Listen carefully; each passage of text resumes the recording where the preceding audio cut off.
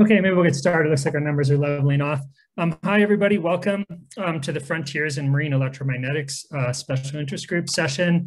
I'm Kerry Key, one of the conveners, and Samar Naif is the other convener of this session. Samar and I decided to put together this special interest group meeting in conjunction with the Marine Seismology Symposium because Marine EM is this technique that's gone from a theoretically useful technique to a practically unproven technique over the last couple of decades. And we wanted to highlight some of the new research that's coming out that's used marine electromagnetic geophysical methods, and particularly the uses of marine EM that are being interpreted in conjunction with marine seismic data, because the two techniques are very complementary to each other for characterizing geologic systems and the fluids in those systems. And the other reason or rationale for proposing this special interest group meeting was to get feedback from the community, both people who are practicing marine EM geophysicists, but also our collaborators and seismic colleagues who are interested in this type of data, to sort of chart a path forward in terms of what the community interest is, what our needs are in terms of science targets, as well as the equipment and facilities that we need to accomplish those goals. And so today we're going to have a series of talks, and then we'll follow up on the last half hour with a community discussion where we'd like to hear from you about what your interests are in marine EM as well as your future needs. So, and then Samar's going to go ahead and go over the agenda now. Hi, everyone. Like Kerry said, we're going to start off with a handful of talks highlighting some of the latest results in EM research, with really trying to focus on examples of overlaps and comparisons and integration with seismic methods. So we'll kick off with a talk from Steve, then myself on behalf of Christine Chesley, and then Pankaj Mishra will talk about numerical methods for joint inversion, and Eric and Rosalind will end the science talks discussing groundwater. And then we'll finish off, to kick off the discussion, Steve will come back on and give a brief talk on the state of the marine EM instrument fleet at Scripps. And we'll use that as really as a segue into the discussion and Q&A, where it'll be a pretty open discussion, and like Kerry said, the goal will really be to solicit feedback from all of you and get some insights. So with that, let's go ahead and get started. So the talks will be AGU style, in the sense that they'll run around 10 to 12 minutes and with a few minutes for questions. So if you have questions, feel free to type them into the chat box, or otherwise you can wait until the end of the talk and raise your hand, and we'll try to go in order between both the chats and live questions. And we'll be pretty hard to stick on time, so we'll give the speakers a few minutes warning before the time's up, so they know where they are. So with that, our first speaker today will be Steve Constable. Steve is a professor of geophysics at Scripps Institution of Oceanography, and he's currently the Senate chair working with the chancellor at UC San Diego. And today he'll be describing some of the latest results from the PyLab experiments looking at the lithosphere-asthenosphere boundary. Take it away, Steve. Thank you, Samo. Sound and picture okay? Looks good. Okay, so I'm going to talk about the work I've been doing with Southampton University, Kate Reichert and Nick Harmon, and also Mike Kendall from Oxford. And this is work that's Shungyue Wang was doing when he was at Scripps, and a special thanks to Valeria Reyes-Ortega and Dan Bassett, who've helped with various parts of this this work. So the plate boundaries we think of first and foremost are delineated by volcanic activity and earthquakes, but the largest plate boundary on Earth, the lithosphere-asthenosphere boundary, doesn't produce earthquakes or volcanoes, and so is a little trickier to study. Exactly what is the lithosphere-asthenosphere boundary depends on who you are. It's all things to all people. If you're a geodynamicist, it might be strain rate. There's a thermal definition. If you're a seismologist, it might be seismic velocity. And for people like me, it might be the electrical conductivity or electrical resistivity. And of course, there's a petrological definition as well. So in late 2017, early 2018, early 2017 to early 2018, we carried out a joint seismic magnetotoluric study of the mid-Atlantic ridge near the equator. This is the deck of the Langseth, and you can see MT instruments and seismic instruments. They look similar, and there's a reason for that. The original development at Scripps for some of these instruments was done in parallel.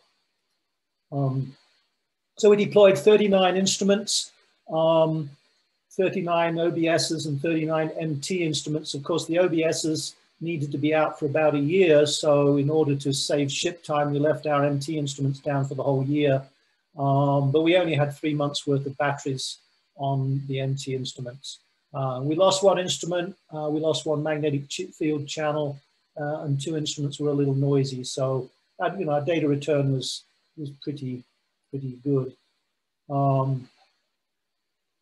So the point of this study is we were deploying instruments out to 40 or 80 million years with 2 main lines north and south of the chain fracture zone and some instruments north of Ramash.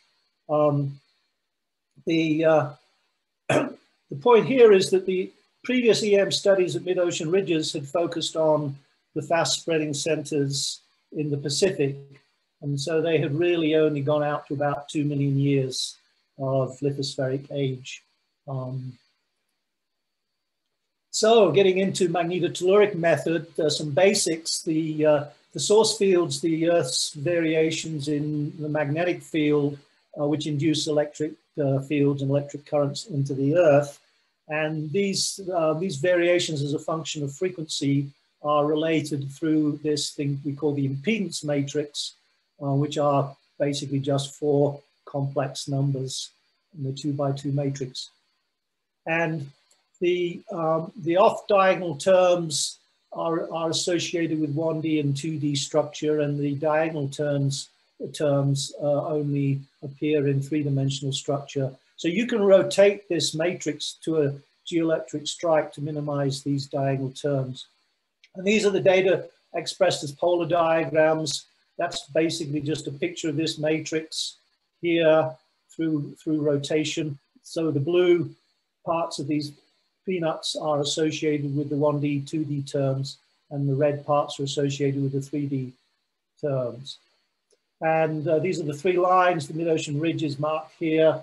High frequencies, our energy gets sucked up by the ocean, and at very, very low frequencies, tens of thousands of seconds period, we lose signal in the electric field.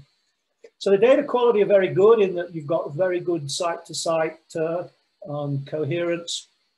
The interesting thing is that the data are largely 2D west of the ridge, and they become more 3D east of the ridge. But there is a well-defined, even when the data become 3D, there's a well-defined geoelectric strike. So you can define an apparent resistivity from the impedance matrix and also a phase between the electric and magnetic fields. And in the 2D approximation, we talk about TE and TM terms. The TE term is when the electric field is parallel to strike, and the TM term is when the electric field is perpendicular to strike. So here's the ridge. West of the ridge, as we saw in the polar plots, the data are what we might say are well behaved. The phases are around 45 degrees and the apparent resistivities are fairly sensible. But as you approach the ridge and go east of the ridge, you get what we call anisotropy, a big difference between the TE and TM resistivities. And you get these negative phases in the TM mode. And these negative phases are very rare in land magnetotellurics, but they are characteristic of the effect of the coastlines on the ocean side of the coastline boundary. And indeed, for surveys close to the coast, we can usually model the coastline pretty well along with the rest of the data using a 2D approximation.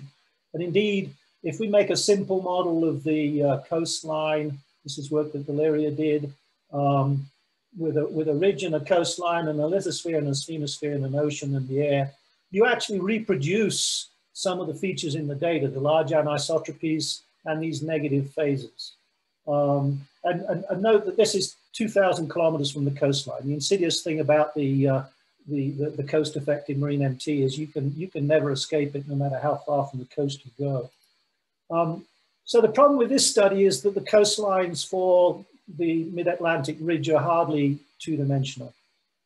And currently there's no 3D magnetotelluric code that can handle the large scale of the coastlines at the same time as the fine scale bathymetry and geology you need close to the sites. So this was a bit of a conundrum for a while, but Shungyua had this idea to dust off a very old idea, which was determinant inversion. And so for the general 3D case of the impedance matrix, you can take the determinant of this matrix. And this is an idea that Berdichevsky came up with in the 1970s in order to model 3D data with 1D inversion.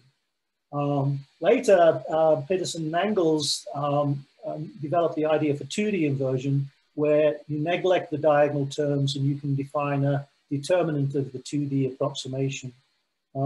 So we adapted Kerry's Mare 2D EM code to include determinant resistivity and phase as new data types. And the reason this is useful is that there are quite a few studies that show that 2D inversions of determinant data perform very well in 3D geological environments. And indeed, we did a study recently to look at this in the marine environment. So here are the results. The southern line, south of Chain, has this channel at depths associated with the asthenosphere, lithosphere boundary temperatures of around 1200, 1300 C. Yet the northern line has these punctuated conductors and a less well-developed channel. This is seafloor age, so you can see we're going out to 40 million years on these two lines. So if we interpret the conductivity, high conductivities as melt, we estimate the melt fractions are somewhere between 1 and 70%. And this is work we published recently in GQ. So now it gets sort of more interesting to bring the comparison to the seismics in. These are the MT inversions you just saw with the Nick Harmon's shear wave velocities interpreted from surface waves. And you can see that the low shear wave velocities are quite often associated with the low resistivities here on the northern line and here on the southern line. These barely discernible purple lines are negative phases from the SP receiver functions that Kate Reichert is an expert in. And you can see that they also are in agreement with the resistivity and seismic velocity inversions. And so this is a conceptual model for what we're interpreting, where we're seeing melt that is coming up and ponding at the base of the lithosphere. It's ephemeral. It's clearly not a steady state system. It's a dynamic system. We've got some buoyancy helping with ridge push, and we've got some lubrication at the base of the lithosphere helping the plates slide over each other. This is work that's in revision for EPSL. And now I'd like to share some really exciting work that, yeah, I got it. I'd like to share some really exciting work that Nick's been doing in the oil patch. Cross plot of well-logged seismic velocity from well-logged resistivities is a standard rock physics tool. And this has even been done on land using seismic and MT inversions. And so we said, can this work in a partially molten up of mantle marine environment? And so this is a cross plot of shear wave velocity versus resistivity extracted from those two models that you just saw. And Nick developed a relationship between seismic velocity and resistivity. That's this line here. And then he did something really cunning. He predicted a starting model for his seismic inversions using the MT resistivities. So these are the inversions I just showed you. The starting model was a generic 1D profile for the oceanic lithosphere. And you can see that that 1D model is sort of imprinted on the results. When you start the model from the MT resistivities, you get something that's both similar, but also different, quite different. And I want to stress that these two seismic models fit the data equally well. And now when you compare the seismic models to the resistivity models, you can see that, you know, there are differences where the seismics is telling us something different from the resistivity, but the similarities are really quite impressive. So I would like to say that this makes a really good case for doing joint magnetotelluric and seismic data collection wherever you can. So that's a green flash in the Gulf of Mexico. Thanks, Steve. That was great. Shall I stop sharing now? Yeah, it's up to you. If there are any questions, and then I guess we can always pop them back up if it's something specific about a slide anyway. Yeah, we have about a minute for questions. See a hand up, Gisa Franz? It might have been a clap. Oh, or a clap, or maybe it was a clap. Sorry. I'll take the claps, thank you. Ask a question, yeah. Well, I'm happy to move on. Well, that's a good question. You all have experiments from Costa Rica and so on, where you have data offshore. Have you looked yet to compare shear velocities and conductivities there? Tried joint inversions yet? Well, I'll pass that to Sama, but I don't think we've got quite the same level of coincident seismic data. So, you know, you have to realize we put these instruments down side by side. So, you know, we're able to make a really direct comparison. It's, you know, normally we go chasing the seismic data after the fact. We lay our instruments down along previous lines, and so the work isn't as well integrated. Do you want to comment, Sam? Yeah, there's co-located active source seismics, but not much in terms of OBSs for passive work in where our profile off Nicaragua was. But that would be a great thing to do, is if we could get that kind of data and do this comparisons.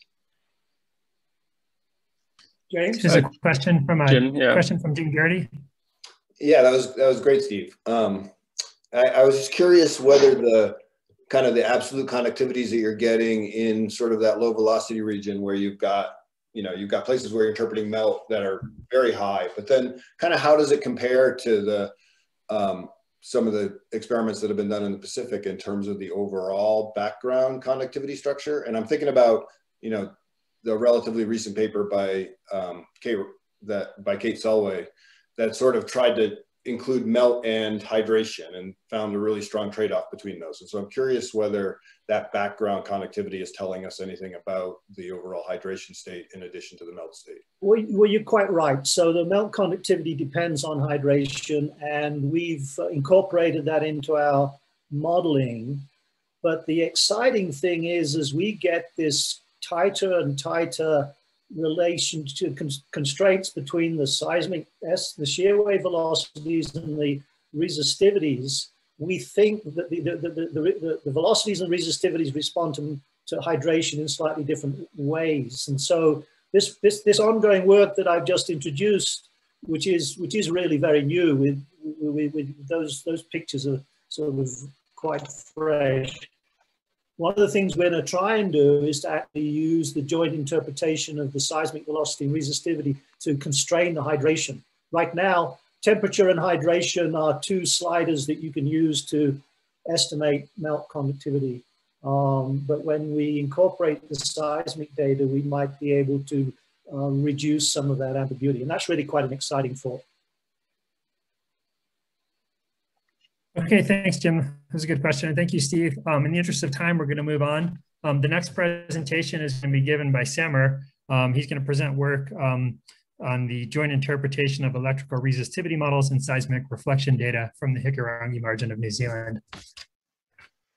Thanks, Gary. Today I'm going to show you basically a bunch of figures with a lot less text. But I think the goal of this talk really is just to give us an opportunity to look at some of the details when we overlay reflection data on our controlled source and MT joint inversions for interpretation. So this is most of the products in this talk is the work of Christine Chesley, who's a graduate student working on the Hikurangi data set. But I've also added a few slides to begin with examples from Middle America.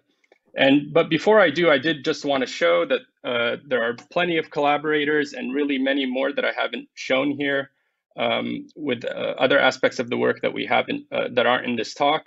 But this involves several of our colleagues who are attending this meeting that have helped with the reflection processing and interpretation from both Nicaragua and Hikurangi. So with that, I'm going to jump right into it. The first large-scale marine CSEM survey across the subduction zone was the Serpent experiment, which was done on a profile offshore of Nicaragua. And we deployed about 50 receivers on a profile extending about 280 kilometers long, centered around the trench axis. And the goal here really was to look at hydration from bending faults and serpentinization of the upper mantle. I'll just quickly flash what the result looks like at a large scale for the CSEM data, and then show cross sections with the seismics actually overlaid on this. But you can see right away. So this is no introduction on subduction zones really, but what you're seeing is the incoming Cocos oceanic plate on the left, subducting beneath the Caribbean plate on the right. And the resistivity structure is, prior to faulting on the incoming plate, is pretty much 1D. You have a thin layer of highly conductive sediments because they're porous, and then porosity rapidly decays with depths, and you see that reflected in much higher resistivities in the cool colors. And then we see these channels that correlate with the faults, indicating that the faults really do behave as fluid pathways. And also, what's really neat is you can see this is a non-accreting margin, and we can actually image the entire sediment channel subducting. But what I'm going to do is focus on the incoming plate. And what we've done is when I went to Lamont to start a postdoc, one of the goals was to actually process the co-located seismic data, or reprocess, I should say, specifically for looking for evidence for seafloor volcanism, potentially associated with petit spots, or we imaged essentially a conductive LAB channel, very much like what Steve just showed in the previous talk, where it requires some amount of partial melt. So the idea is maybe this melt is leaking out. And so what I'm showing you here are the post-stack time-migrated MCS data, multi-channel seismic data. And I have two panels underneath this top plot where we zoom in. And what I've done is, so you can see here's the MCS data on the lower for panels A and B. I chose these because we actually see sill intrusions at the base of the seafloor sediments, and where those sills actually wiped out the sediment layering, the coherency above them. But the reason I'm showing this is above that, I've plotted the phase data from the CSEM.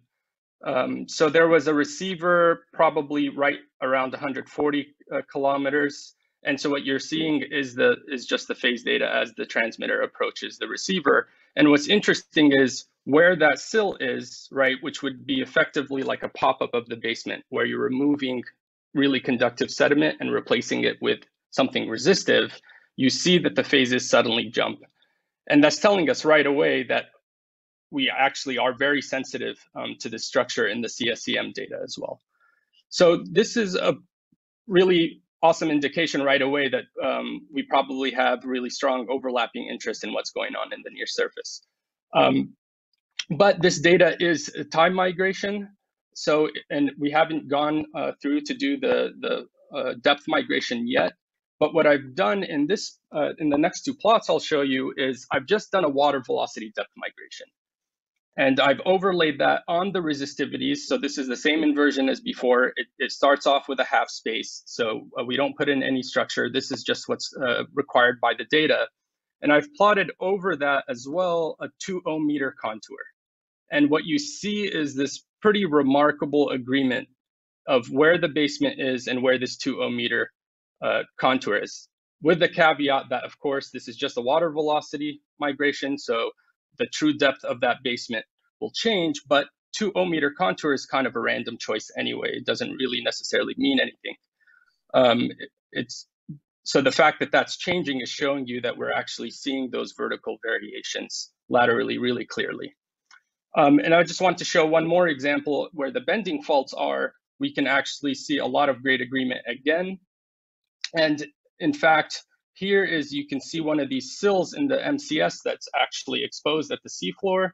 And we see that that's actually where the inversion wants to put the most resistive feature, right at the seafloor as well. So there's just awesome agreement from just a very cursory comparison. There, of course, are places where there are not such great agreement. That's usually where the receivers are located. It's not always the case, but sometimes the inversion wants to put weird structure fights between the receivers and what the other sites want. But overall, this is, you know, compelling that it's worth pursuing, actually doing these depth migrations and going on to do both constrained inversion and ultimately joint inversion of these data sets. So that was just a quick look at Middle America. Now I'm going to jump into where most of the slides are for this talk, which is the second marine CSEM subduction zone survey. This happened in end of 2018 and early 2019 on the Revel, and it's went from 1 profile to 4 profiles all across the Hikurangi margin. The goal of the study was to look at what we can say about the role of fluids with plate coupling and slow slip events. So I'm going to focus in only on the northern line. We do have some initial comparisons on the southern line, but I unfortunately didn't have enough time to make some nice figures for that, but we can always discuss it. So I'm going to zoom in on the northern line and show you the inversion results, and then there we have a depth migrated seismics that we can actually do a direct interpretation of both. So here's the joint inversion result. This was done, it's not just CSEM data, we also have some MT data in this. Unlike Nicaragua, this is a much more conductive near surface environment in the sense that there's a lot more sediment. And you can see that by the red colors extending a few kilometers below the surface, whereas in Nicaragua is a few hundred meters. What that also means is that because it's conductive, it attenuates the CSEM signal, and so we don't get as much depth penetration from the CSEM, and that's where the MT data really come through because our shortest periods are like 10 seconds, whereas the CSEM is at 1/4 hertz. So that, for example, this resistor popping up here, and anything really above about 3-ish kilometers, 3 or 4 kilometers below the seafloor is being informed by the MT on the 4-arc side. So now I'm going to zoom in and do these overlays first on the incoming plate where the Turanga Nui Null is. And if there's time later, we can exit the talk and actually zoom in on some of these features. But what I want to show right away is you can see that what we're seeing is the subvertical conductive channel here that's associated with the edge of the null. It basically looks like a normal fault. And if you actually look at the interpretation in the seismics, I haven't drawn it in here, but they do interpret a normal fault right in this area.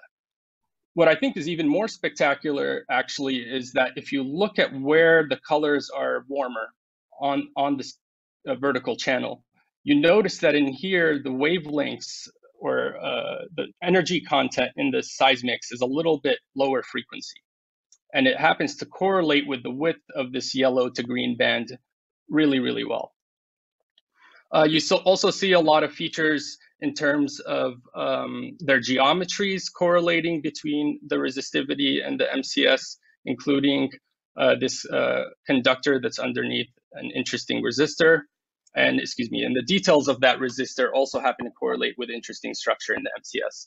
We haven't dug deep enough to really understand what these features might be, but our initial interpretation is that we're essentially seeing sediment and potentially this extension of this resistive basaltic cap. Sorry, my fingers are shaky today. And so we think this basaltic cap may actually potentially extend all the way across and is overlaying the original seafloor sediments. And so that the base of the top of the Hikurangi Plateau is actually somewhere in here, around 7-ish kilometers depth. If we were to zoom in, you could even see interesting structures in the sediments where they look like they might be fault bounded, and we see conductive features between the faults and resistive features adjacent to them. So there's a lot to look at here. But I'm going to spend the rest of the time really focusing in on the forearc. So I'm just going to slowly overlay interpretations piece by piece on this plot. But essentially what you're seeing before I do that is, so here's, the incoming plate is coming in and subducting. And you can see right away that this is incredibly heterogeneous, fairly complex resistivity structure. And that's reflected in the MCS as well. And the interpretation of where the plate interface falls right here, and that happens to agree for the most part with the base of some of these conductive structures. You also see that there's this resistive peaky feature here, which is actually a subducted seamount, and that's what I'll discuss in this very next slide. So based on magnetic anomalies, a paper by Dan Barker and GRL in 2018 interpreted a subducted seamount here, and this black dashed line shows where one of the forward models fits with the magnetic anomaly data. So it's a fairly broad feature, but what we're seeing is something resistive that's very peaky, and where most of the area of the broad inferred seamount from the anomalies is over this conductive region here, more conductive region here. But a very recent paper that was just released a few months ago, where they did 3D tomography. So our profile was co-located with the 3D box, I should have said earlier on. So there were several OBSs deployed in something like a 40-kilometer long by about 10-kilometer wide box. And they also saw a sharp feature, which is shown by this dashed line here. And that sharp feature matches where we see our resistor really, really well. So our interpretation, actually, if I go back to this slide here, is that what we're seeing is actually essentially this structure having subducted, and we just can't resolve it. And we have the synthetic study to confirm that. I just didn't include it in this talk, but imagine that you've subducted this, so it's this basaltic cap that's probably responsible for the magnetic anomalies in what otherwise looks like something conductive.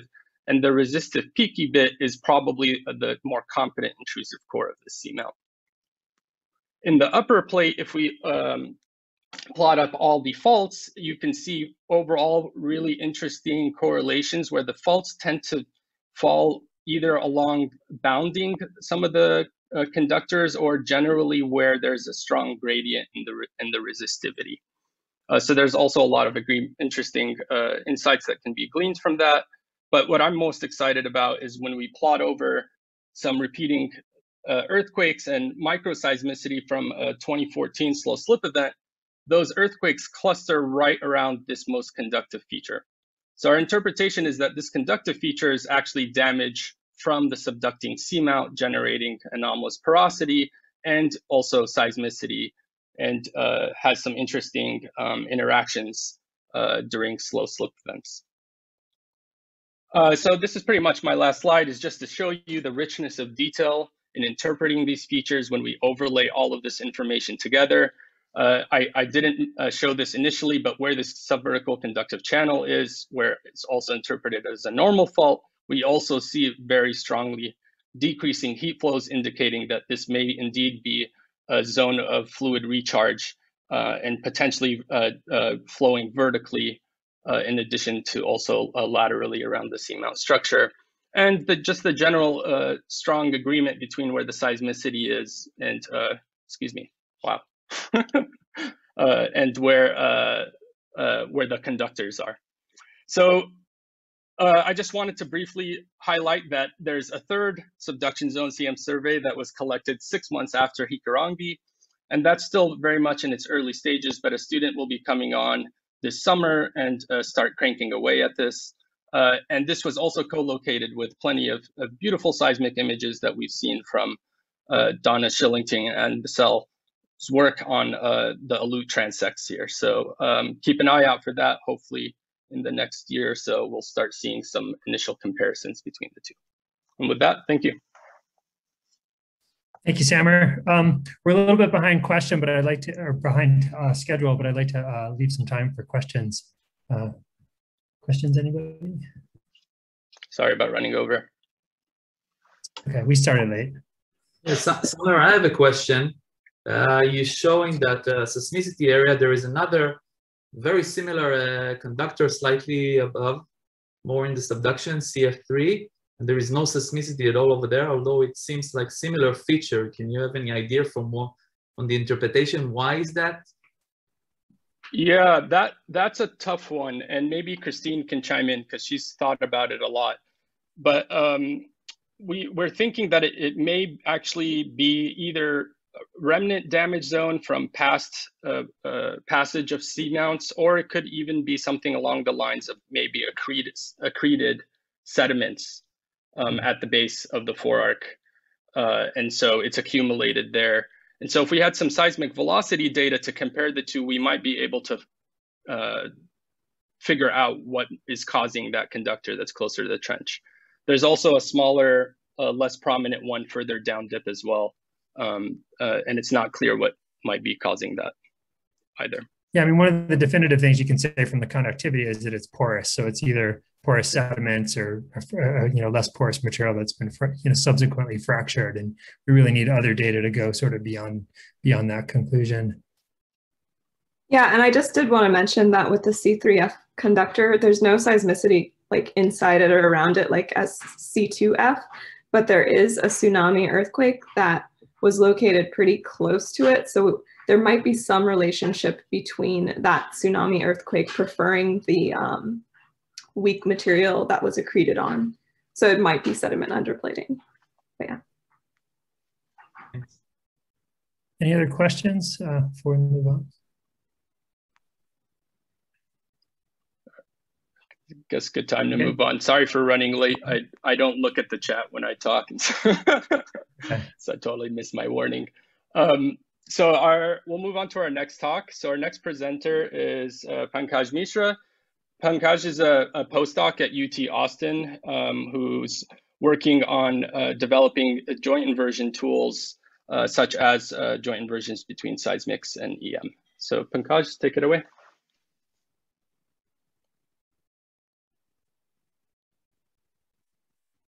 I think you're muted, Pankaj.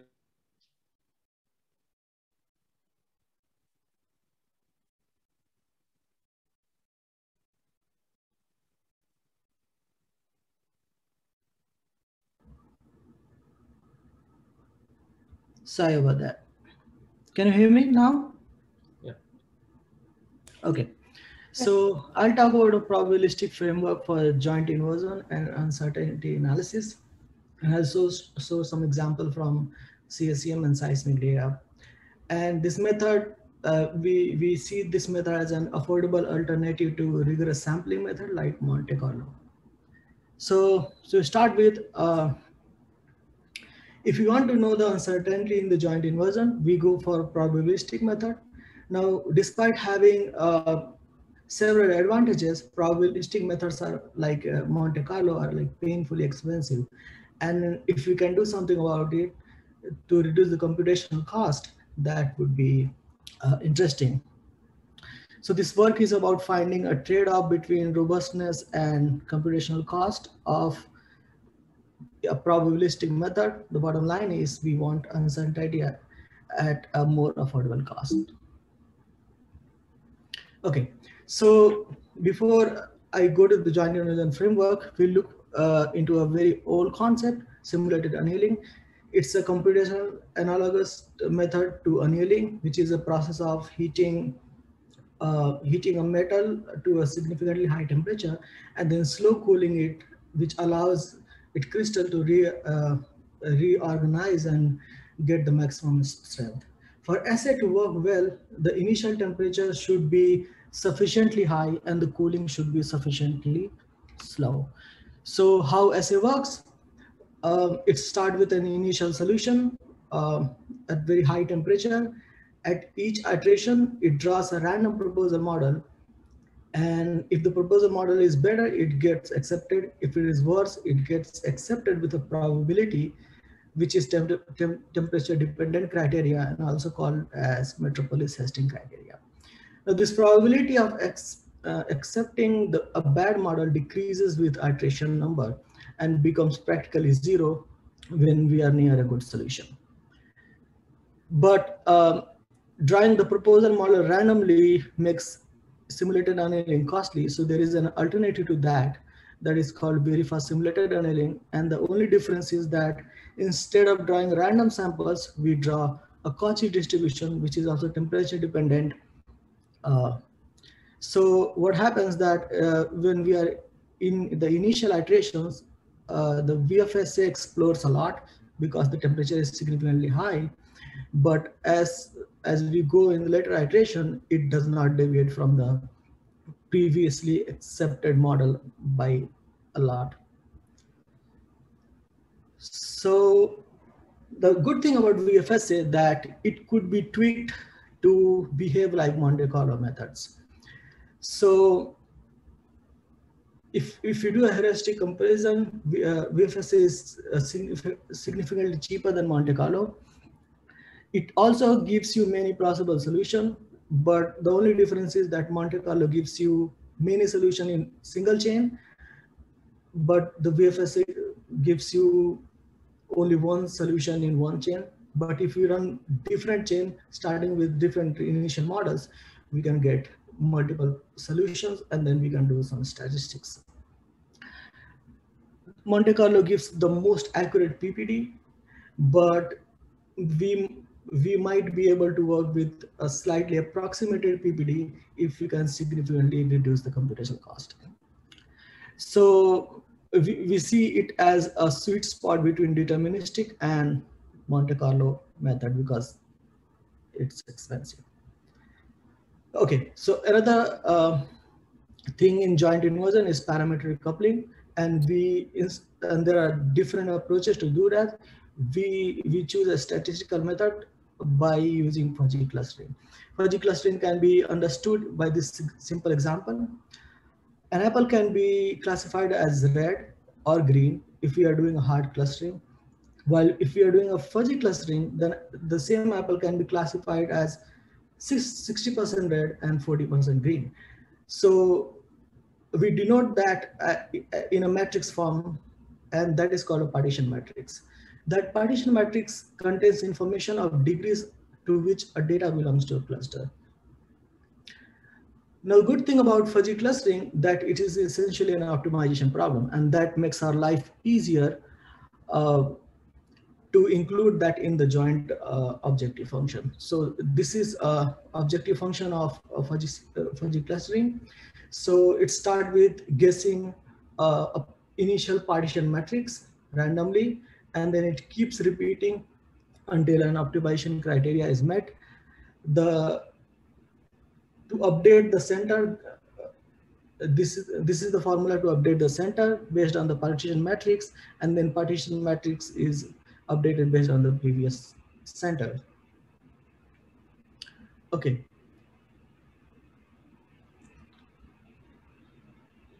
Okay, sorry about that.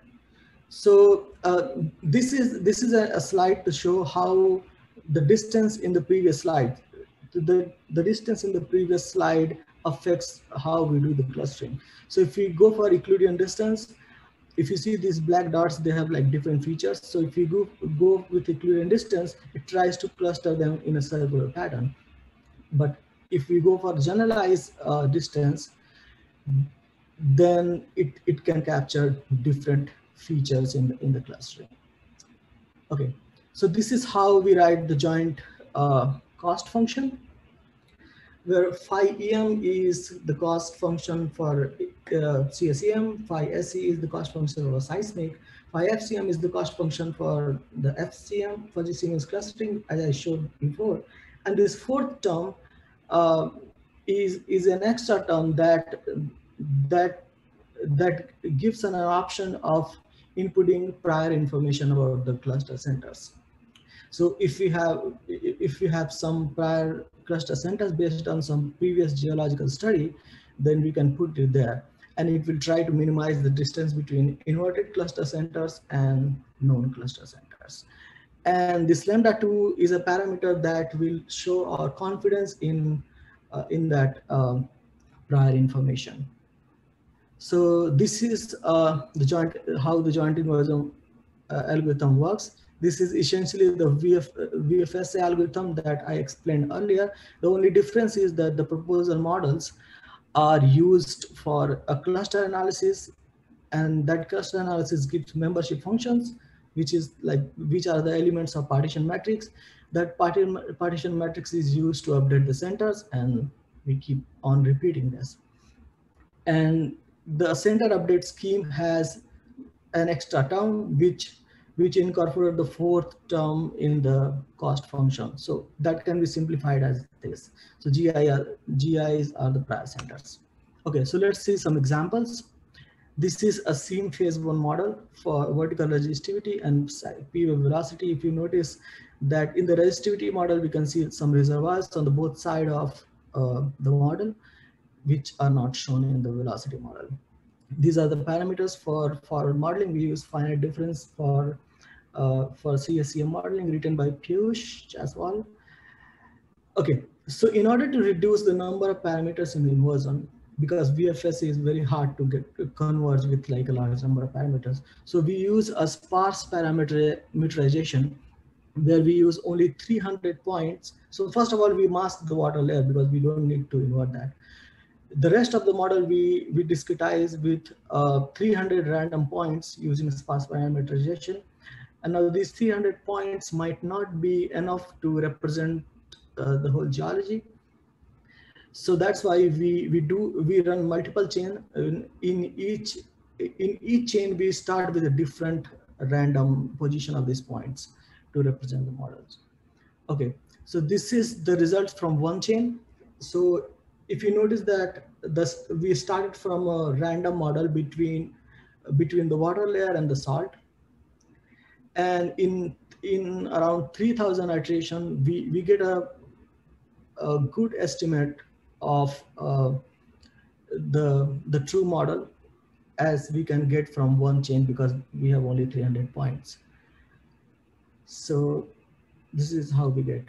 But if we run multiple chains, then each chain captures a different portion of the model, and if we take the mean, then we can get a good estimate. Okay, so this is the statistics from 15 different chains. So we can see the starting model becomes kind of smooth because every time we are starting with a different random model. And from 15 chain, you can see the inverted model and uncertainty in the velocity and resistivity models. So this is a better figure of those eliminations. And we can see the hint of reservoirs on the both side in EM and EM model.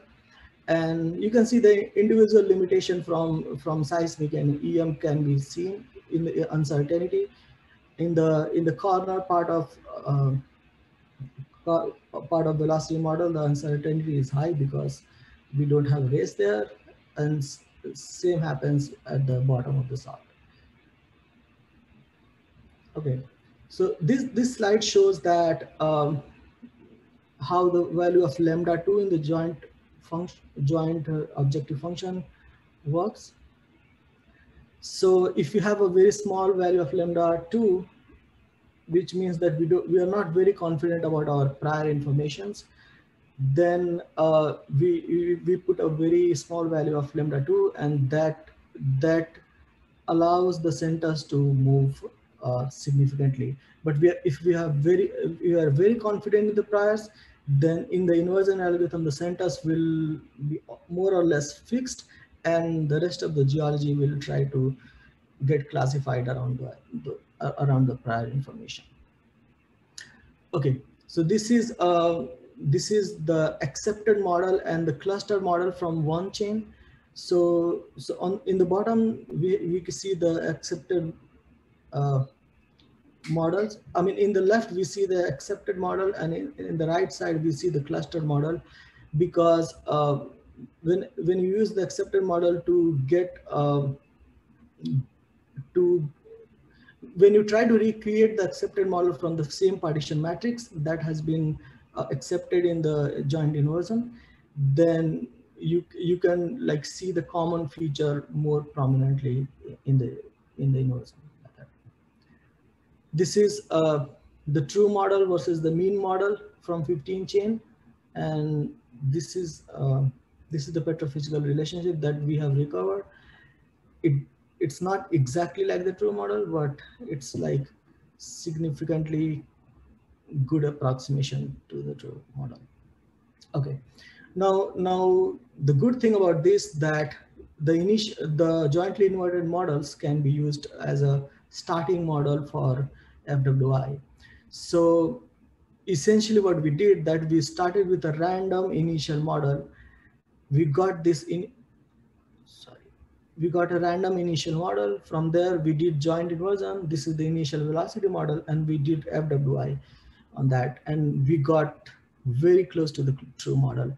And if you see here in the data, the initial residual is the jointly inverted model fits the data very nicely. So the initial residual is not that much. I mean, the FWI does even a better job after that. Okay, so in the conclusion, the proposed joint inversion works and fairly estimate both models. We have control on the role of clustering as well as the prior geology. But if you have better prior, you have better estimated models. Now, VFSE could be a sweet spot between local optimization and robust sampling methods. And the estimated model from the joint inversion can be a good starting model for local optimization. Now, there are a few directions that we can go from here. Automatically deciding number of clusters in the model. We can make it transdimensional, where we don't have 300 points, but we give a range and it tries to adjust the number of sparse parameterization to get the optimal number of parameters. Another direction that we are looking at to include gradient information. So there are like gradient based MCMC methods. So we can make something like gradient based VFSA method, and like some of the students in our lab, in our research group, have already published a paper related to that. So I mean, we are looking to do that. Yeah, thank you. Am I within the time? Yeah, thanks, Pankaj. That's perfect. So we have time for a quick question. If anyone has something for Pankaj, you can type it in the chat or raise your hand. We are a little behind on time, but can certainly accommodate a question.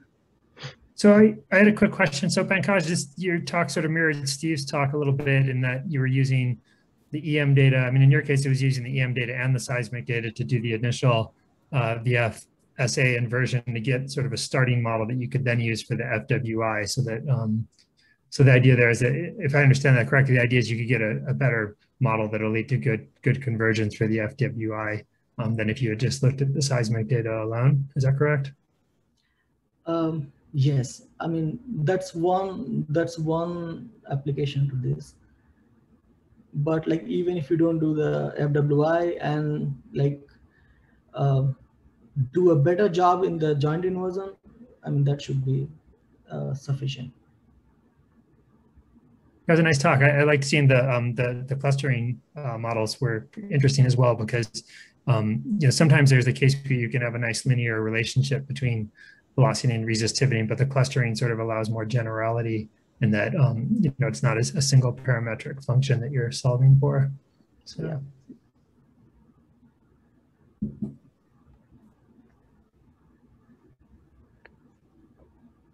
Okay, I think unless there's any other questions, maybe in the interest of time, we'll try to stay on schedule here. We're only a few minutes, 8 minutes behind by the looks of it. So the next presentation is going to be given by Eric Arias, who's a researcher at the University of Hawaii. He's going to talk about marine electrical imaging that reveals submarine freshwater reservoirs and large-scale plumes offshore Hawaii. So take it away, Eric. Thanks, Gary. Yeah, so what I'm going to show you today is a bit of the mechanism related to freshwater in Hawaii that we have recently discovered.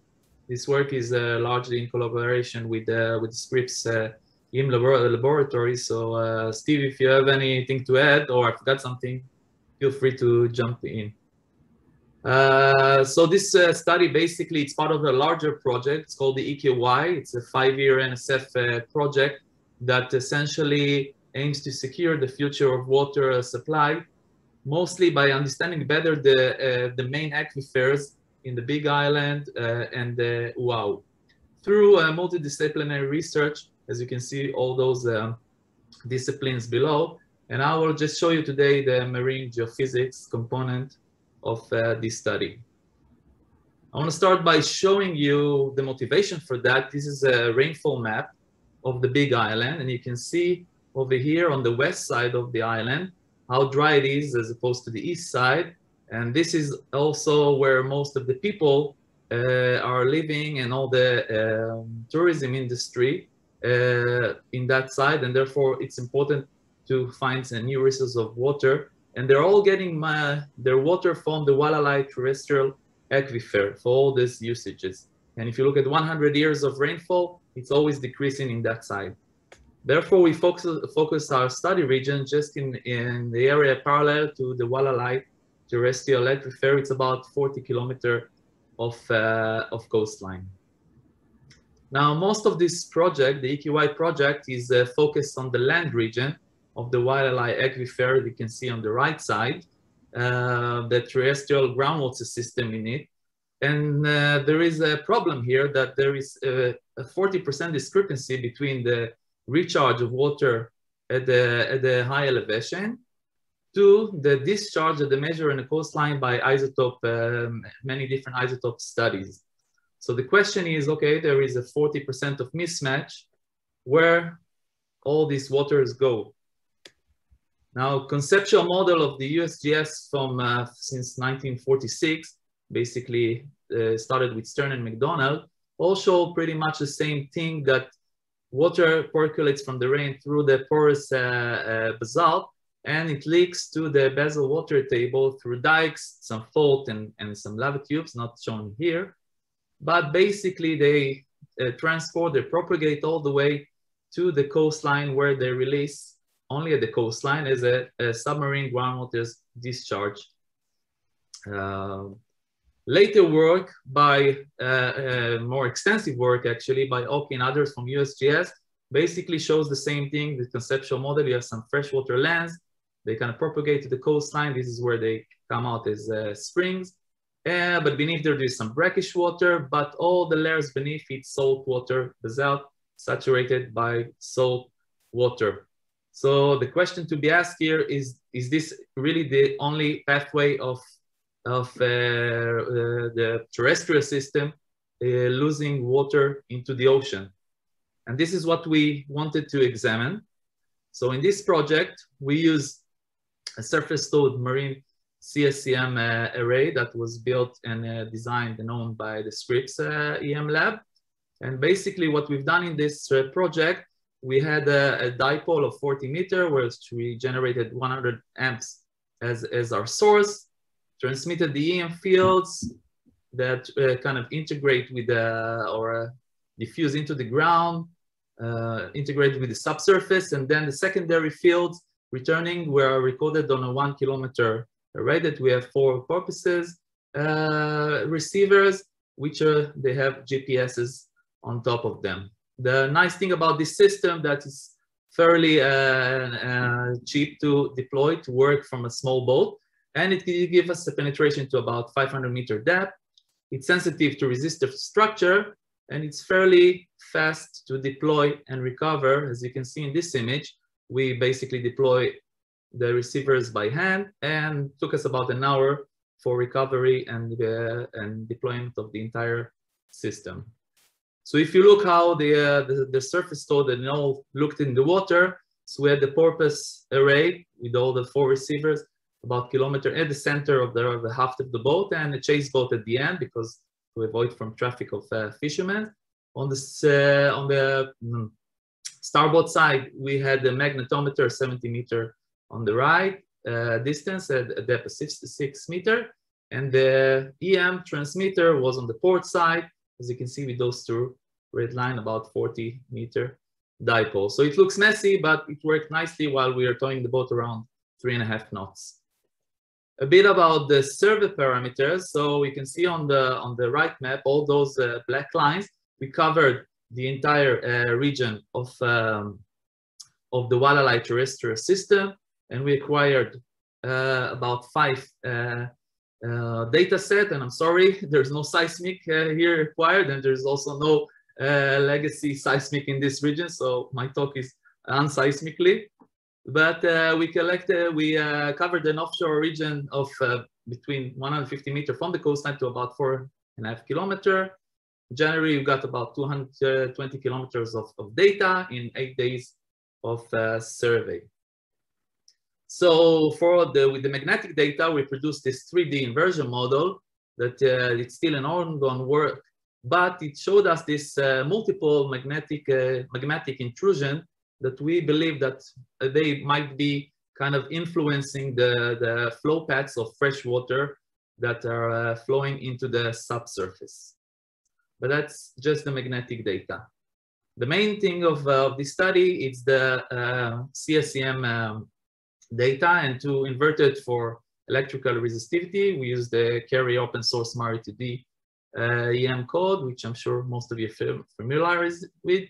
It's a regularized scheme inversion based on the Occam inversion. And what I'm going to show you is jump to the result. So this is basically 22 lines of inversion, isotropic inversion, that covers the entire survey area, the entire region. And you can see that the red colors are obviously basalt with some seawater. The blue colors are basalt with some freshened to fresh water. And you can see a nice kind of coherence or match between all the survey lines, even lines cross line 1 and cross line 2, that are kind of matching the inlines. That's one thing. So you see this pattern of conductive, resistive, conductive, resistive. It's kind of nicely goes through this entire region. And besides that, we also found this nice large-scale freshwater south of Kona Kailua, which I'm going to discuss later. But to better look at that nice pattern of layering system, I will zoom in into line 3 north. Wait a second. Okay. And here you can see again, we have this conductive layer, which is seawater saturated with basalt with some sediment and some ash.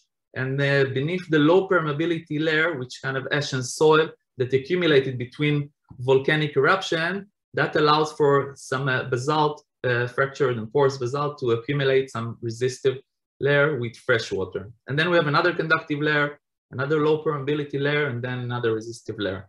Now, this goes to 500 meter depth, but it might continue deeper, but this what we could resolve with the 1 kilometer array due to the receiver and source offset. So this kind of layering pattern possibly continues deeper.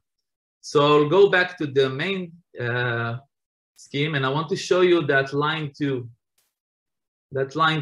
south that is basically aligned with 4 consecutive other lines that show us this large-scale reservoir. And look how close it is to the Kamehameha Kamakana borehole. It's about 2.5 kilometer diagonally to it. And if you look at the zoom in on it, you can see that the strong resistor, about 1,000 ohms, start around 300 meter depth all across.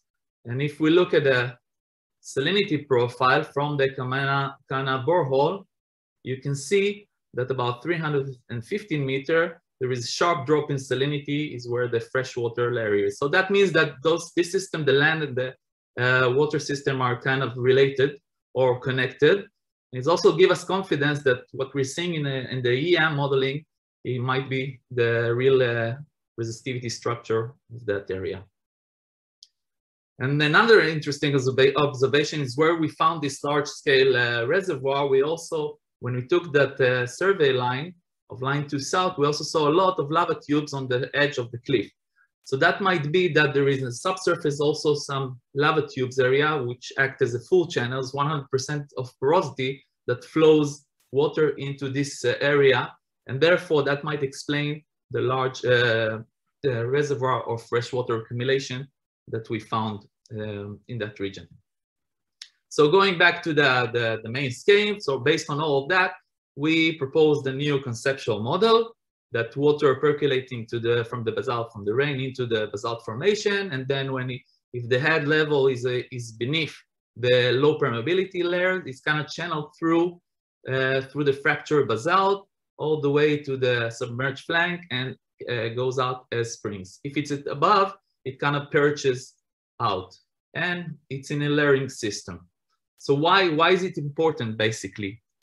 It's important because all the current conventional model hydrologically about the Y, every paper that you open, you'll see the same kind of pattern that Oki and others develop. You have some freshwater lands, there is some SGD, then transition zone of brackish, and then all salt water. And if you see on the right bottom side, even the water supply who are in charge of all of the water system in Hawaii, they're still using that model, which means they neglect the accumulation and the runoff of water into the subsurface. And there is kind of talks now that they have to kind of recalculate their hydrological model to better understand the aquifer storage and their sustainable yields.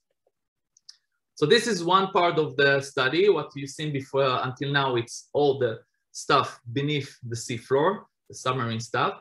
But another interesting part of this study is that since we're towing a surface tow, we can also invert for the water column data and see, detect some plume of fresh water. So here is an example of 2 segments that you can see here. We have basically imaged those freshwater plumes. So look how nicely they are linked to the resistive layer, which is where we postulate the freshwater are. Nicely linked into them, and then this dashed gray line is the seafloor. So they cross through it and accumulate through a plume from the seafloor to this ocean surface. We also image some strong resistive freshwater bodies, which are not linked to the main plume, which could be from nearby seeps. So there might be a lot of seeps, or it could be a coastal runoff from a coastal SGD that are basically releasing and drifting outward. To come up with some volumetric estimations of how much water we are losing over here, we basically took one plume area and from the resistivity converted to conductivity, and from that through the practical salinity scale converted it to salinity. And now in the bottom image you can see that we have a nice representation of the plume in salinity values. From that we can know the plume unit volume, their average salinity, and you can see that we see that it's basically contains about 87% of fresh water, which means this area loses or flushes a lot of fresh water into the water column, which means it's renewable. And B, it might affect a lot of oceanographer processes and hydrological modeling processes that they need to know for their land usages. And it can affect all the biochemical cycles in this region and in other coastal region of volcanoes, maybe if there is this kind of flushing of fresh water. So to basically our final conceptual model, which we call it Model 2021, that's the entire hydrological system. The fresh water are coming within the fractured basalt, and it cuts through where there is fracture through the seawater basalt, and then you get those plumes. Some of them are extended to the side, and so therefore you can see it from the other plumes, and some of them coming from the coastal runoff, and that might explain the entire kind of hydraulic system in this region.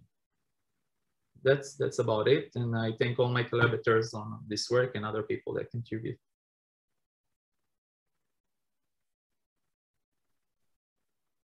Thank you, Eric. That was a really nice talk. And really neat to see those results. We are a little bit behind schedule, so I think we'll limit it to one question now, and then we can do follow-up questions during the discussion. So anybody, raise your hand or type it into the chat box. 1 second, I'm trying to stop share. I guess if nobody else is gonna ask a question, I'll ask one, is that, do you have is there any independent confirmation of the surface freshwater plumes that you imaged with the CSEM data? Like, did you see that on a surface towed CTD sensor? Did you what did the output current on the transmitter switch because the electrode coupling changed? I mean, was there any sort of other independent confirmation of that? Yeah, well, before every day, before and after the server, we always do a CTD. We did a CTD vertical cast about a kilometer before we enter the line, and there was always some drop at the resistivity, drop in the salinity in every measurement that we took. So it's really sparse and it's everywhere, those fresh water. That kind of brought me to the idea to invert the water, because I was looking at all the CTD and I saw there is anomalies everywhere. So this is what kind of gave me the idea I should invert for the water also. Yeah, it's a really cool result. Really nice. Thanks. So we also had a question from Spar. Eric, if you can answer it briefly, then that's fine. But Spar asked, how do you constrain the porosity for the conductivity inversion? The porosity? Yeah, well, we basically, when we calculate we assume porosity of 20. Basically, for when we calculate the salinity, because this is kind of the average from other study, from under most studies, basically on that region. Okay, thanks. Yeah, if there's follow-up questions, we can save them for the discussion. So with that, we'll move on to our next slide. Next speaker. Our next speaker will be Rosalind King. Rosalind's a PhD student, a joint student between San Diego State and UCSD, and she's also going to be speaking to us today about freshwater. Take it away, Rosalind. All right, let me just get this set up. All right, hi everyone. This has been a great session thus far, so hopefully we can continue that trend. I'm Rosalind King, and I'm a fourth-year PhD student working between Steve Constable at UCSD and Jillian Maloney at SDSU. For this project, we've been collaborating quite heavily with Wes Danskin at the USGS. So my talk will be quite similar to Eric's, except we'll be in a different area. We'll be just offshore San Diego. Oh. So to begin with, it's best to describe what the current water resource situation is in San Diego. As many of you may know, freshwater resources in Southern California can be pretty scarce. So the city of San Diego has recognized the need to plan well in advance the sources of its freshwater. Of the diverse group of freshwater resources used, the greatest contribution of fresh groundwater comes from the San Diego Formation, which lies below much of the city. This formation is very well studied onshore, but little is known of its character and pore fluid content offshore. So if you look at the figures to the right, specifically the C to C prime, a significant portion of the San Diego Formation, which is noted as TSD here, extends past the present shoreline. So if we don't include this portion in our hydrological models and our water management planning, we may be overestimating the volumes of water we are drawing from the onshore groundwater. And this inaccuracy could lead to problems with water management planning or inadvertent saltwater encroachment in the future. So besides being a major source of groundwater, the San Diego Formation is also a really interesting geologic unit. So for example, the San Diego Formation is around 2 to 3 million years old, but the fluids housed in the pore spaces range in age considerably. So from isotope data collected by Seltzer et al. In 2019, water monitoring wells have encountered waters that are up to 40,000 years old. And the general trend is that as extraction continues, the water within some of the water monitoring wells is increasing in age, especially in water monitoring wells that are located along the coast. So this indicates that the San Diego Formation may have been recharged during the last glacial maximum, a time when the sea level was around 120 meters lower than it is today. So the portion of the San Diego Formation that is currently offshore may have served as a catchment area or even a site of freshwater sequestration during that time. So an illustration of these conditions can be seen here. As sea level has risen somewhat rapidly in comparison to the time in which this region was subaerially exposed, the salt to freshwater interface, which I've marked here with a dashed black line, may not have fully had enough time to migrate landward.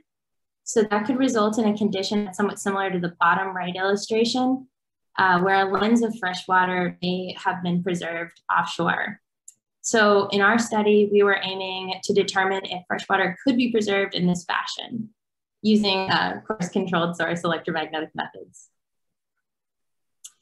So even though the offshore San Diego has been surveyed using a suite of remote sensing methods, it has not yet been surveyed using controlled source EM, which means that we have both the benefit of knowing many of the characteristics of the local geology, but are still able to offer some new insights on the region.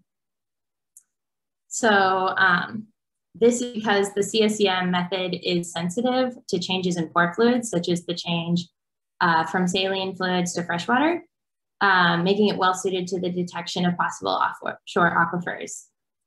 The CSEM method measures the response to the bulk resistivity of the surrounding environment, which means it's sensitive to both the grains and the pore fluids within the seafloor. However, if we know the cementation factors and the porosity of the materials, which are very well-known variables in the case of the San Diego Formation, we can parse out the salinity of the pore fluids using Archie's law. So an example of this relationship is plotted here on this figure. On the y-axis, we have bulk resistivity on a log scale, and on the x-axis, we have salinity also on a log scale. And the color bar within the figure is bounded by ranges of porosity of the San Diego Formation, which ranges between 30% porosity to 45% porosity. So as resistivity decreases, salinity increases due to the presence of free ions, which enable a current flow. So this relationship is pretty integral to determining if we have fresh pore fluids in the seafloor. I'm also going to apologize now. I am using a reverse color bar to many of the presentations that have come before me. So red is resistive and blues are more conductive. And I will be using this color bar in the inversions I showed later. So now that we've covered the sensitivity of the CSEM to changes in salinity, we wanted to pick a suitable CSEM system. As we are testing for the presence of freshwater sequestered during the last glacial maximum, we are limiting the depth of the survey to the sea level at the time, which equates to around 120 meters of maximum water depth.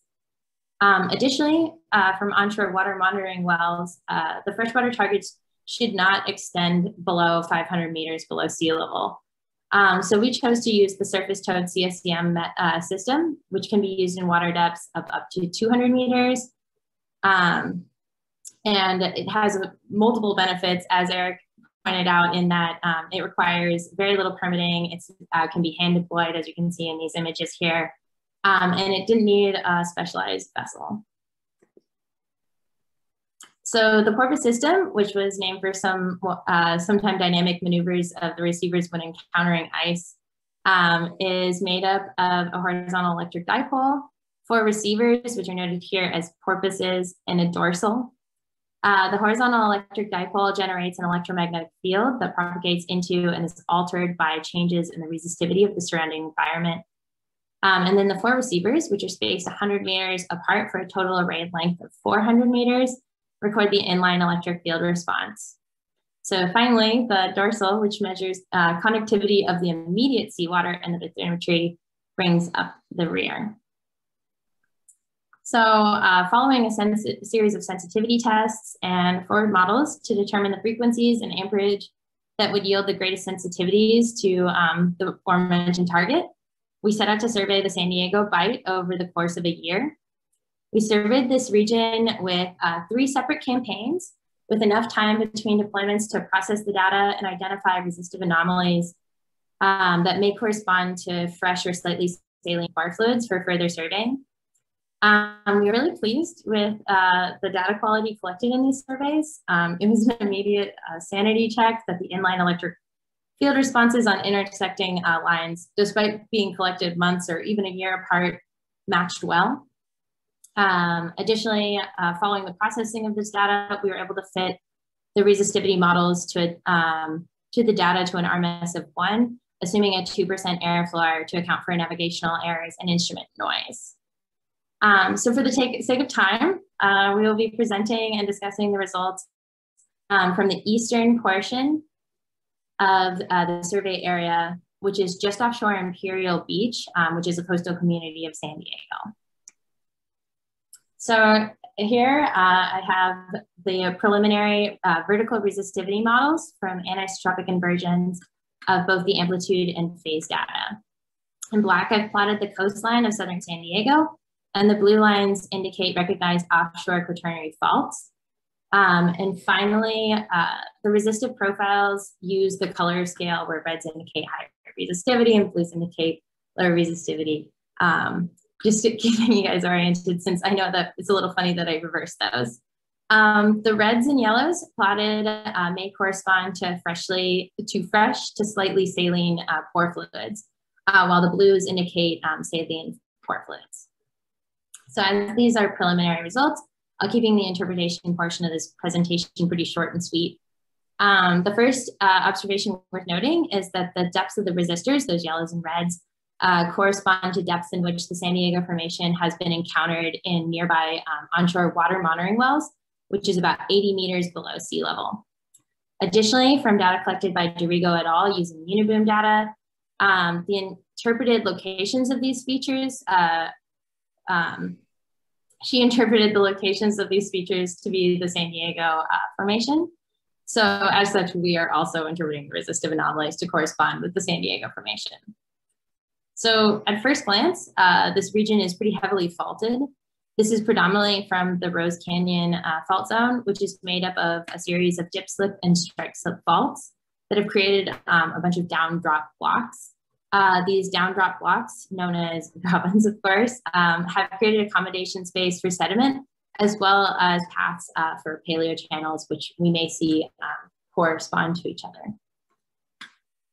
So you may also note, along those same lines, that there are a series of dark blue or conductive U-shaped features running along the seabed.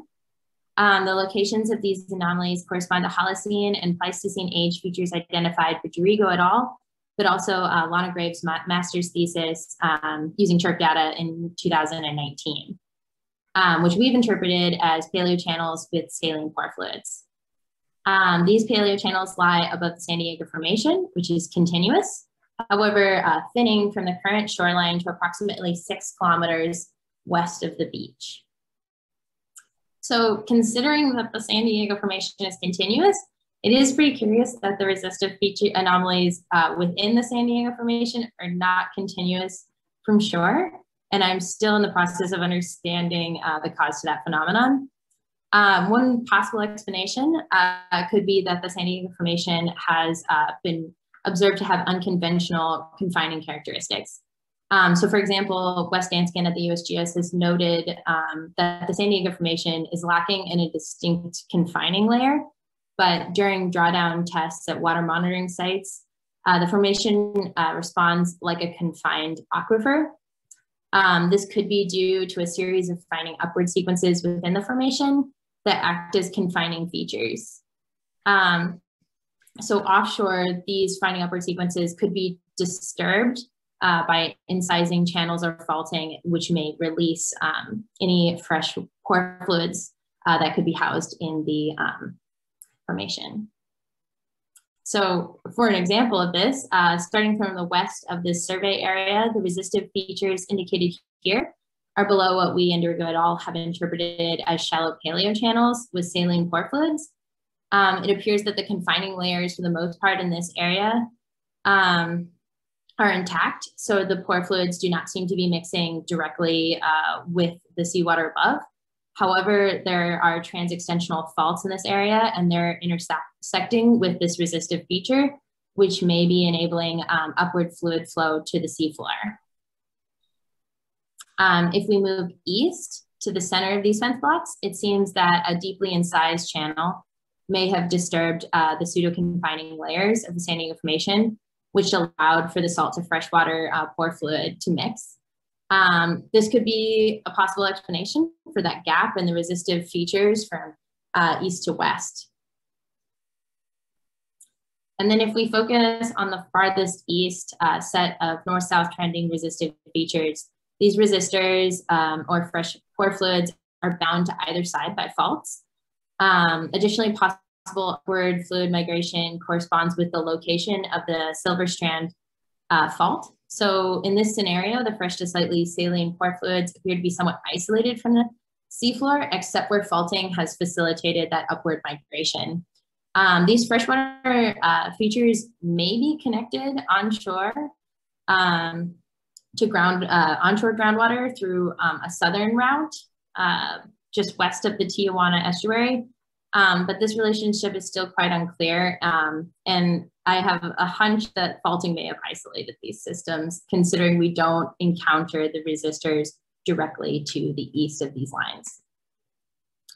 So conversely, to the south, we see that fresh pore fluid are present within and most likely connected to the Tijuana River. So it's using the Tijuana Paleo Channel, but maybe being actively recharged by the modern Tijuana River.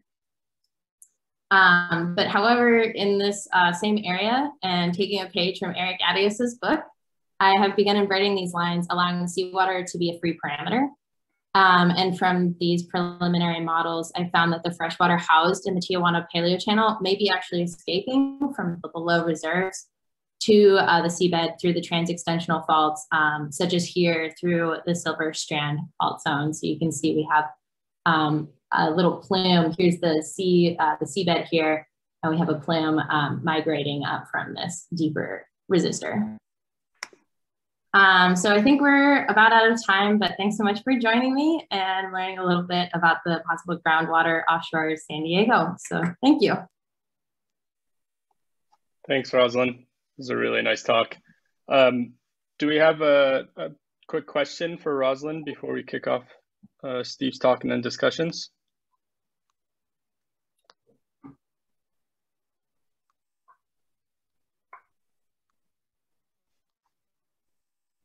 I'll just comment. I think that was really great talk and really interesting results. It was nice to see how fragmented the different inferred freshwater regions are. And I guess it does sort of make sense that if you have this heavily faulted coastline there, that you could get leakage as well as fragmentation of what might have been a continuous paleo aquifer. So I thought that was really cool to see. And it was also I was also wondering too, like having grown up in San Diego and walking the cliffs of the beach and just seeing how heterogeneous the geology was. But then one of your first slides that showed the effect of porosity, it really shows you can't get those large of a resistivity variations from porosity alone. Unless you had some very unusually low porosity, it does really seem to make the case that those resistive features are, requiring low salinity groundwater out there, because it's just too low of a porosity change to explain otherwise. Yeah, no, it's been a little bit of a challenge considering how heterogeneous the geology is. I've definitely been heavily relying on any seismic data and vibrocore. Anything that any geologist has recorded in this area has been immensely helpful. And I guess I can ask really quickly the same question that I asked Eric. Did you see the freshwater plume that you think is coming off the near the Tijuana river estuary region? Did you guys see that in the dorsal CTD data? Is that there as well? Like, is it, because I know sometimes you can get smoothing artifacts that'll smooth things up from the seafloor into the water. So it's just this question of like, is that real or is it just an artifact? No, so the reason I inverted that line, because I just started inverting the lines assuming that the seawater is a free parameter, was because we saw two things. We saw a little bit of a dip. We saw an anomaly in the dorsal data, but we also saw with the fish finder on the vessel, there was a lot of bubbles right there. Cool. And so I just thought there must be something interesting, so I should check it out further. Nice. Did you spot any shipwrecks or anything out there? No shipwrecks, but we did see a hammerhead, so that was pretty cool. Nice. Okay, great. Any other? Oh, so good.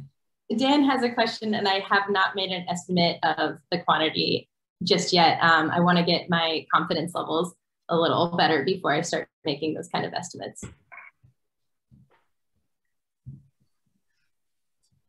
Okay, great. Thanks, Roz. In the interest of time, I think we'll go on to our final presentation.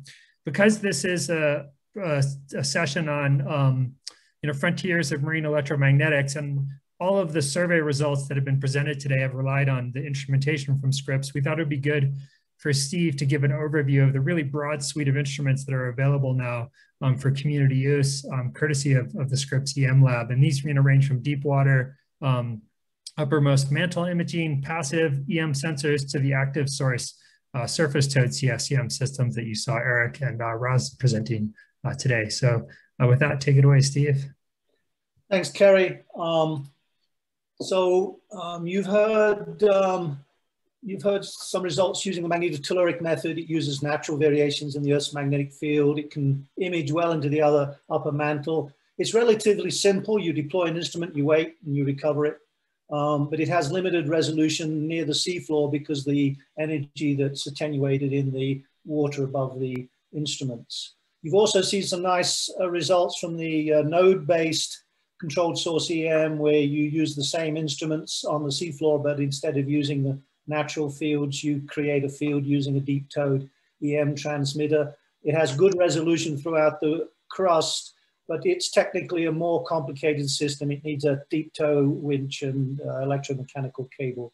Something we haven't talked about today is a continuously towed deep tow system, which we call Vulcan. This was designed for gas hydrate studies in deep water. It has excellent resolution in the upper kilometer or so. It's more vessel efficient than the nodal CSEM because you're not involved in deployments and recoveries. It still needs a deep tow winch and cable. And you can have it all at the same time. This is perfectly compatible. So this is the Scripps Magnetotoluric CSEM receiver. It's notable that it uses induction coils to measure the magnetic field to maximize the high frequency response. Most everybody else's marine magnetotoluric gear uses flux gates. We have a loss rate of about 1% over thousands and thousands of deployments. It doesn't use lithium batteries. We use rechargeable NIMH or alkalis. It costs about $1,000 per deployment in expendables and amortizing the losses. It can record for about 70 days. It has a C-scan clock with timing that can be corrected to about a millisecond a day. And in deep water, we're limited to about 10 seconds period by the source fields, but we can get out to beyond 10,000 seconds if we record for a week or more. But in shallow water, because we're using induction coils, you can run the frequencies all the way up to about 100 hertz. The EM transmitter It's designed for a maximum of 500 amps on an antenna of 50 to 300 meters long. Typically, we run it at 300 or 400 amps to give us a bit of headroom. It's rated to about 6,000 meters water depth. You can use any binary or ternary waveform. It's GPS stabilized by the signals coming down the tow cable. It has real-time telemetry up and down, and it uses a standard oceanographic 680 coaxial deep tow cable and winch. And these continuously towed receivers communicate with the transmitter, so we can actually send GPS time down to these receivers to correct phase. And we continuously record pitch, roll, heading, and depth in order to be able to invert the data with a full navigation solution. Speaking of navigation, one of the biggest challenges in doing marine EM is knowing where stuff is. The seafloor receivers are navigated with standard long baseline acoustic navigation. The transmitter and towed receivers can be either navigated using commercial USBL navigation or a system that Kerry and I developed, which used towed transponders on the surface, and you can range from the transmitter to the surface transponders, which have GPS locations on them. And if you put a relay transponder or two along the array, you can get these locations too. So we're getting now navigation down to tens of meters on a good day. So these are the things you can do. You've seen some of these results. Sama talked about the subduction in Nicaragua. I talked about the Mid-Atlantic Ridge. I briefly showed an early result from MT on the East Pacific Rise. This is some of the hydrate work we've done. This is a basin scale study, the Santa Cruz Basin, looking for hydrate saturation. This is looking at drilling targets in the Gulf of Mexico. This is the drilling target, but this may in fact be the better drilling target that the EM can elucidate. And this is another classic example that Sama showed, where you can lay the EM results on seismic reflectivity in order to get a sense of structure as well as properties simultaneously. This is an application in the Gulf of California for hydrothermal exploration, carried out by SIG using the Scripps gear. And then this is an example of a more classical oil field approach, where we're imaging the Scarborough gas field along with the associated geology off the Exmouth Plateau. And the Corpus system that we've heard about was actually designed for permafrost mapping in shallow water. It's basically a surface towed Vulcan system. And you've heard about the work off Hawaii and San Diego. A shout out to Chloe, who was the first person to use it for groundwater studies off the East Coast. So the Scripps Instruments have become a de facto NSF facility. These are the projects that have been funded by NSF in the last decade that use the gear. There's about 4 pending NSF proposals that would use this gear right now, with maybe around 6 more proposals in preparation. And I'd like to point out, you don't have to work with me to use the gear. You can see there are projects here where other people have used the gear. I'm not proprietorial at all. Quite frankly, I'm keen to fund the lab. So we have 2 complete transmitter systems, which gives us 100% redundancy. We have around 150 seafloor receiver systems, about 6 of the Vulcans. And apart from 50K of recent funding to build a new topside power supply, all this was designed, tested, and built with industry support, probably about a $20 million investment. So while this gear is fully functional, it's now about 20 years old, and the industry funding that used to subsidize its use isn't around much anymore. The flash cars, CPUs, and ADD converters are all obsolete, so we can't build any more. I mean, there are other institutions, particularly overseas, that would be very pleased to be able to buy this gear, but we can't build it using the current technologies. And the 2 technicians and 2 engineers that have worked on these systems over the years, I added it up for the purpose of this talk. They have over a century's worth of experience with these systems. And I think that it's important to realize that the technical support is at least as important as the hardware. So going forward, we will need some support to keep this instrument fleet fully functional. I think that's my last slide. So I will stop the sharing and take it from there. Yeah, thank you, Steve. So yeah, we wanted to have a discussion after Steve's talk to talk about what the community needs in terms of access to this instrumentation. There's also instrumentation, some long period MT sensors, and a different surface towed EM system that Woods Hole has built. What are our current needs? What are our expected future needs? And how can we get access to this equipment and continue getting access to it, as well as Steve pointed out, the engineering team and the technician team that helps make the projects actually happen and ensures that the data collection continues to have this 95 to 99% success rate of recovering the instruments and the data. And Steve didn't specifically say this during his talk, but the Scripps Marine EM lab, you can write a proposal to use it and do a subcontract to Scripps. And so it's effectively functioning like one of the OBS, like an OBS instrumentation pool. It's just not officially called that, and it's not officially funded by NSF at this point. We have data processing codes, we have modeling codes, that's all out there. So you don't have to be somebody that grew up in the Scripps EM lab to actually use the equipment anymore and get EM results. And we kind of want to advertise that to our seismic and other geophysics colleagues that are here today, that if you are interested in doing EM, we want to make that a possibility for you, whether it's through collaborations with us or you just, send an email to Steve and say, hey, I want to use your instruments on my proposal. So just keep that in mind.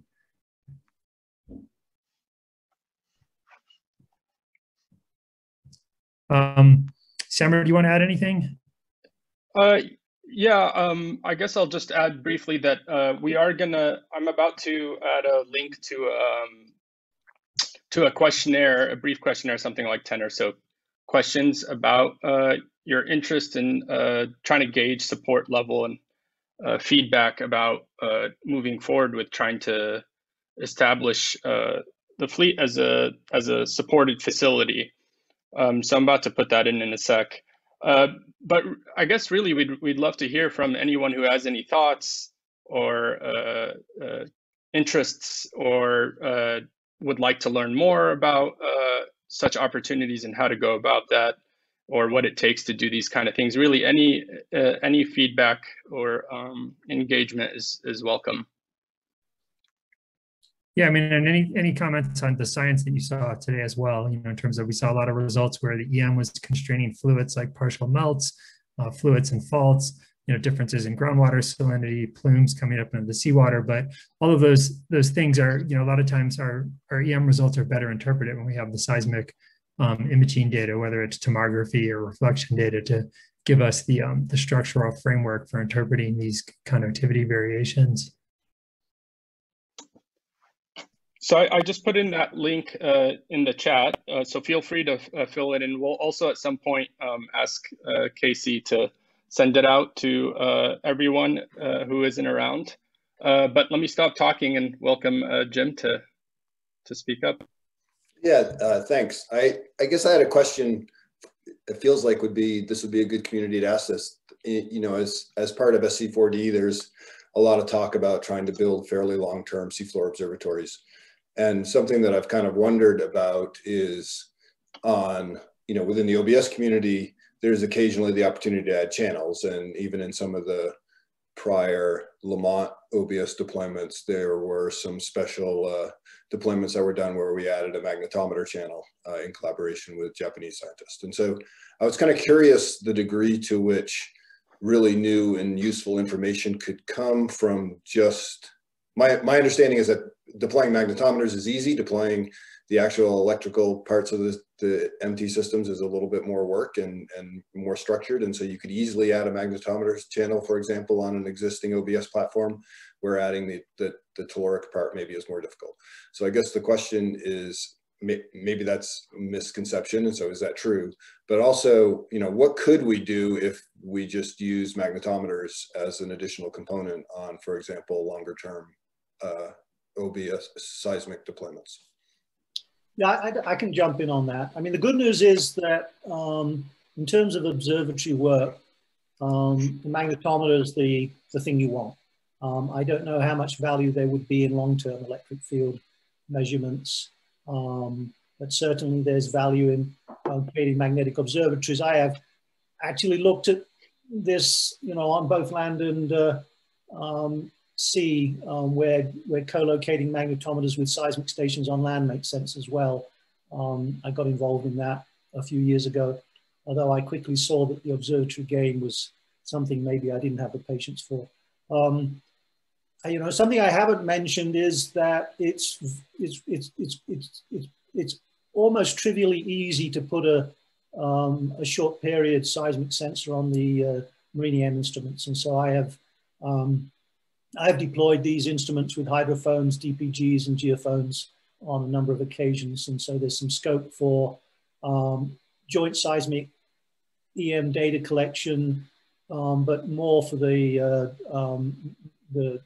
campaign style type experiments. So yeah, keep up the work with the magnetometers. We need more magnetometers in the marine environment. One of the problems that I came across was the land magnetic community is so completely focused on being able to do repeat calibrations with astronomical measurements that they tend to look down on the sort of things we can do in the ocean. But I think in practice, it's worth putting the magnetometer sensors in the ocean observatories.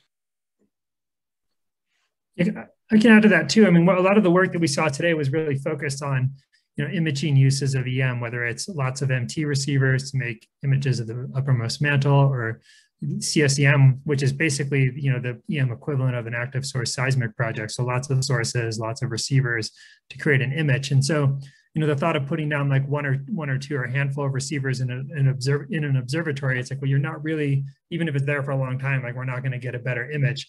But what I could imagine would be a really valuable thing to do would be to go out and do an array survey first of a region to establish the baseline conductivity structure, and then leave a sensor down as part of an observatory, and then use that to look for time-lapse changes in conductivity, where you'd have the previous array data to kind of give you the framework, the conductivity framework from which you could interpret any time-lapse changes.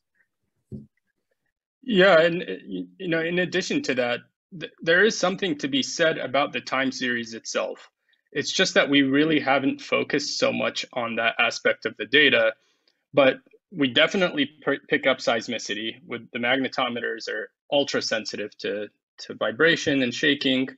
And we definitely see what we consider our noise of oceanographic sources that we typically filter through that might be telling us something valuable if someone were to probe that aspect of the data. So there is value to the time series as well. It just hasn't really been investigated. But I think the more and more people you know, now that this is becoming more mature technology and roping in more students and that go on to faculty positions in academia, that there will be more opportunities to look at those aspects of the data. But Jim, what you mentioned about long-term deployments, especially with SD4D, I think that's critical.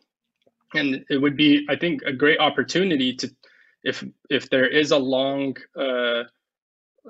deployment OBS developed that can sit on the seafloor for multiple years at a time, to try and add the magnetometers to those systems, certainly.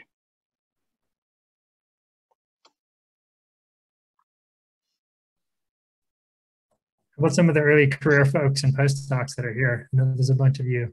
I see you in the participants list. What are your future plans? What are your needs for instrumentation?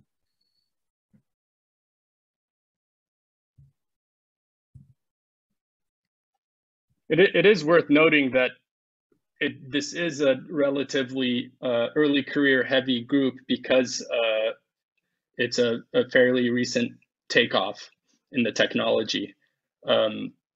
So anything early, you know, if you intend to work in this field, or if you already are and want to stay with it, this is really a vital opportunity to let us know what you're thinking about.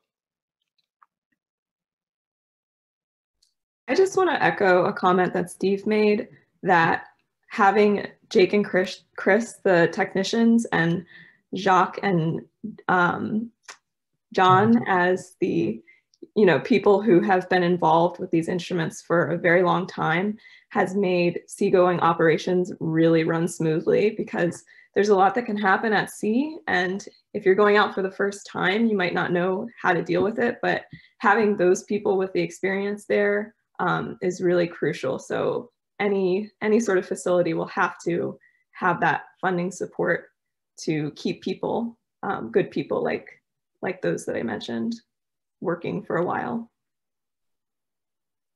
Yeah, Christine, to add to that, that's something I fear very much, is what would happen if we lost the technician, Chris and Jake basically, and the engineers behind this, because it would, I can't even envision trying to pull this off without their involvement. They're absolutely critical to the success of these operations.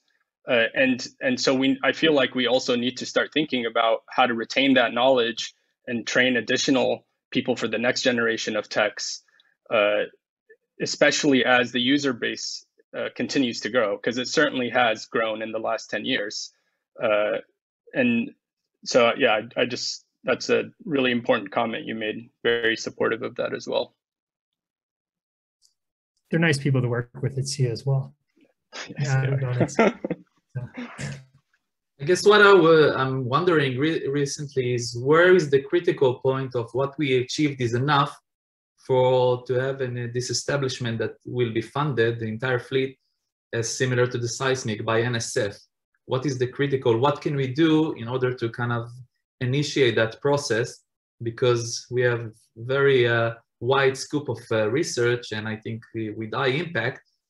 I'm wondering what we can do to get that kind of funding, as we saw Steve saying that fleet needs funding. So maybe some people from the seismic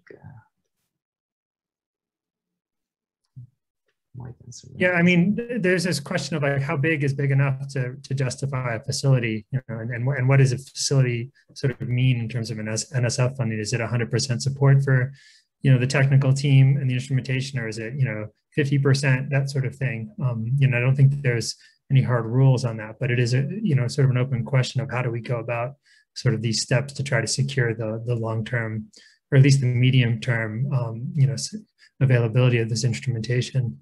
Because there's at least, some of the early career people haven't spoken up here, but between the PhD students, the postdocs, and the early career faculty, there's probably a dozen people on the call here that all want to use these instruments, either now or are using them or want to use them in the near future. So, oh yeah, Casey. Casey, yeah. Sure, yeah, I was just, since I'm involved in the Distributed Acoustic Sensing Research Coordination Network, I just wanted to note that I see a lot of similarities in, the early career aspect of that group as well. And they also have, after answering your survey, they also have a wide application of that technology. So I feel like trying to learn the same lessons or work together in parallel on those would be interesting, because we've had success in running tutorials, for instance, for using data, a lot of hands-on work and that sort of thing. So yeah, just wanted to note that I just see a lot of similarities. No, that's really helpful. Thanks for pointing that out. So yeah, a question from, oh, go ahead, Sam. I'll ping on you, Casey, to that I'm curious to see what's possible with that. And Jim. Yeah, I guess I think Eric asked a really interesting question, and Spar was actually around for the start of the OPSIP program in 2001, and so he may have some thoughts on this too. But I think the really critical thing to allow it to move to a level of sort of that broad-based quote unquote facility funding is to just show a broad opportunity for broader user pool. So if there's a demand, if you can show that there's going to be demand, then that's what NSF is going to really respond to. And I think it's really helpful to hopefully have somebody at NSF that's also going to be a champion for that and understand that. And my recollection, I was a user in 2001, 2002. I was not involved in the program, but my recollection is that Dave Epp was a real champion for sort of trying to make the case that these discrete entities of individually funded OBS groups could come together and provide a facility that the existing seismology community, which was a pretty broad and rich community at that time, could then immediately tap into. And I think that he was proven right by that, and the demand on the instruments has been high sort of from the get-go. I think there's kind of a nuance to it in that program has never actually been an official NSF facility. It is entirely funded within the marine geology and geophysics program at NSF. So it is not, it is, in that sense, it is distinct from, say, the deep submergence facility, which is in a separate pile of money at NSF. The program managers chose to do that because they wanted to kind of have more control on the program, I think. On the flip side, it puts funding pressure on the MG&G program, that they're spending a lot of their resources that are otherwise spent on small grants or individual grants to support that particular activity. And so I think it's really important to get some relationships at NSF that are going to kind of help navigate that and figure out how they would want to structure it. But then also the first thing they're going to tell you is show us the user demand. And if you can show the user demand, then they're going to be responsive to it. That's really helpful. Thanks, Jim. And yeah, I guess with that, in the vein of show us the user demand, please fill out the survey that Samara posted in the chat link. And I think we'll send out a follow-up email as well. But yeah, the more responses we can get at that, and the more help that'll be. Looks like Chloe has her hand up. Yeah, I just want to say thanks, Carrie and Samara, for organizing this. This has been really fun to tune into. And with regards to demonstrating user interest, I don't know if there's been any recent effort to write white papers from this, early career folks. I know we just recently did that a year ago for the land MT facility, so I wonder if that would be another way to show the demand, especially from early career folks. That's a really good idea. Yeah, I think that'd be really helpful.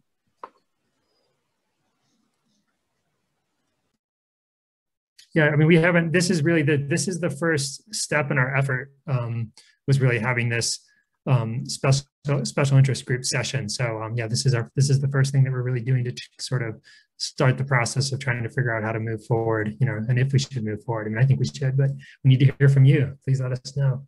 So. Yeah, I support that.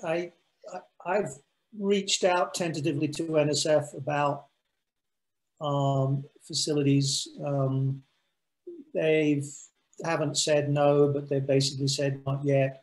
And for me to push this would be seen somewhat as self-serving. So I think that without trying to duck the work, I'm not scared of work, as anybody who has been around me knows. I do think the initiative has got to come from the next generation. I don't want to be seen as trying to hang on to this facility for my own sake. I really do sincerely believe that the best thing is for it to be available for the next generation, so that I can go and spend all my time skiing instead of running a lab. Thanks, Steve. I see Dan has his hand up. Yeah, thanks, Gary. And thanks, Steve, for putting all the work into developing these instruments over such a long period of time. I didn't realize, I mean, I knew that you were industry funded, but I didn't know that the total price tag was in the tens of millions of dollars. That's a really large number, and it's an impressive body of work. And these instruments really can do incredible things now. As an early career scientist who's still a postdoc and therefore can't really be the PI on a grant, and it's unclear exactly where I'll be in just the next year or two, or after the next year or two, I should say. I wonder how I can sort of But as someone who really cares about these instruments and really would want, if I managed to stick around in academia, would want to use them on a very consistent basis throughout my career, how can I sort of show a desire to use the instruments long before I really have the ability to like obtain the funding necessary to rent them and sort of improve that demand to NSF? Maybe you're at Scripps, Dan. There's a thing called a PI exception. So if you're interested, just jump in. Happy to help. Oh, wonderful. Okay, great. Get the grant rating. Not every place allows postdocs to be co-PIs, but several do, and it's worth looking into. I got New Zealand funded as a postdoc, so it was. I really appreciate those opportunities that the universities that allow it. And then, you know, Steve kept his word. He told me when I defended, write proposals to use this equipment. I don't need to be on it. And so that's exactly what I did. So I encourage others, you don't necessarily need to have a position yet. And there are other ways to collaborate as well if you have ideas. So definitely reach out to your institutions to see if you can get exceptions, and otherwise reach out to us who have some experience, more experience doing these surveys to help you navigate that as well. Yeah, and there's also, I mean, other ways to show support are things like what Chloe was mentioning, like getting involved in writing white papers, you know, being part of this this special interest group, and just continuing to do research on, you know, that involves marine EM data. You know, even if it's not collecting a new data set, continuing to publish in marine EM helps us support, you know, that helps identify you as somebody who's early career, who's doing marine EM in the U.S. and that could benefit from this facility. So yeah, don't go start working on land EM. Stay in the marine world. So we need you. No, you should write both land and marine proposals, because the land ones are going to happen a lot quicker than the marine ones are. But go do it. The new frontier for sure is amphibious, and it would be great to do these things alongside the seismics and not as an afterthought. And I think we're now at a stage where that's feasible, and there's community support for that as well, which is critical. I just wanted to quickly say that we are past the 2 o'clock point. We can stick around for another 6 minutes, but I just wanted to say thank you to everyone who did participate in case you have to take off, but we can keep this discussion going for about another 5 minutes. And we've been told that it will abruptly cut off at 10 minutes past the hour. So you know, if that happens, it's not us, it's the computer.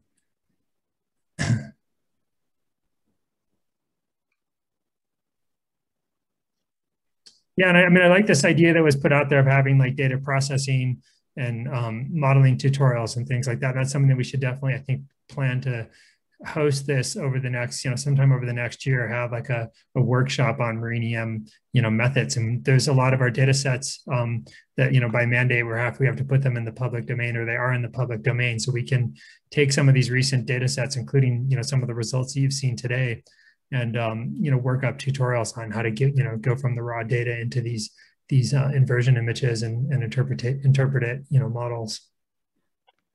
You know, and there's some low-hanging fruit here for people who are interested in that, in the sense that there's plenty more to do with these data. Someone just has to spend the time on it.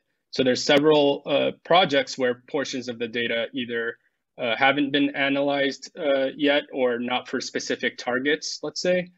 And really the numerical, both the data processing and the inversion modeling side of things have improved so significantly that you could probably go back and do neat stuff with existing data, that even if those models have already been published, because they were done maybe in 1D or 2D isotropic, and now we can do things very soon even in 3D. So it's a really good point, Gary.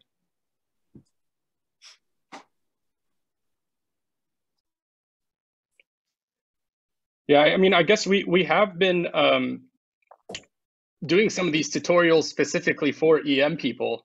And so this is, I guess, a great opportunity to expand that based on experiences we'll have in the next couple of months on the EM side of things to then build that out to incorporate people who aren't from traditional EM backgrounds.